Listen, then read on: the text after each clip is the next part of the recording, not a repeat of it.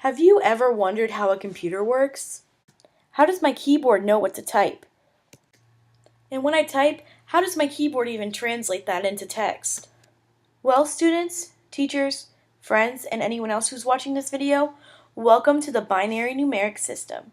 But first, a little bit of history. On January 1st, 1975, the MIT's Altair 8800 appeared on the cover of Popular Electronics, inspiring two young men, Paul Allen and Bill Gates, to develop basic language software for it. Shortly after, on February 1st, 1975, Bill Gates and Paul Allen complete Altair Basic and sell it to their very first customer, MIT's of Albuquerque, New Mexico. Altair Basic was the very first computer language program for a personal computer. When the programmer flipped switches, he entered a numeric value, but a different numeric value than the one we use daily. The numeric system that we are using is called a binary numeric system. When we type using a keyboard, we are actually entering numeric codes. The binary system uses only zeros and ones to represent values.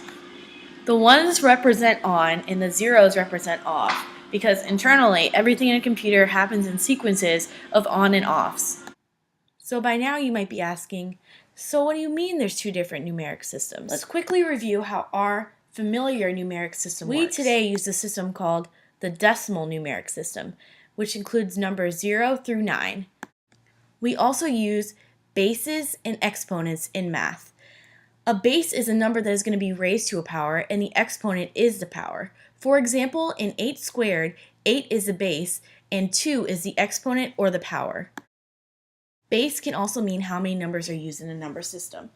The decimal number system that we use every day has 10 digits, like explained before, 0 through 9, and so it's base 10. The binary numeric system can only have 0 or 1, so they are base 2. So you might be asking now, how does the binary numeric system even work? To fully explain this, I'm going to start off by making a chart. This chart is going to be 2 by 8, so 2 rows down, 8 across. Once you have your 2 columns, you're going to fill in your bases. Again, everything is base 2, so you count down by the numbers. As you can see, it's going to be, in the first column, you're going to have base 2, 7.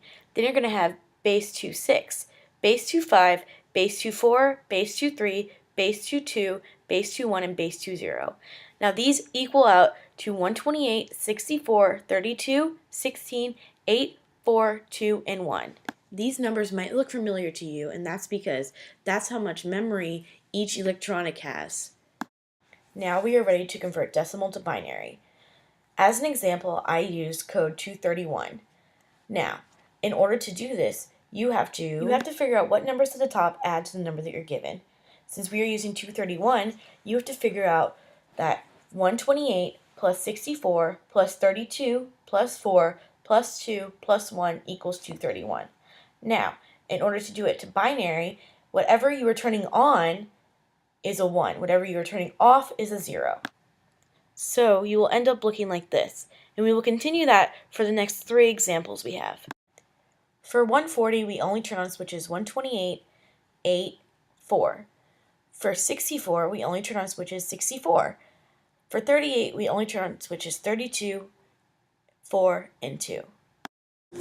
So inside the computer, anything we do with the computer is converted to sequences of zeros and ones, or the binary numeric system. When we send a file to a printer or send an email, we are also using the binary numeric system. The on and off switches could be zeros and ones, negative and positives in magnetic storage, or darkness and lights in CD data fiber optics.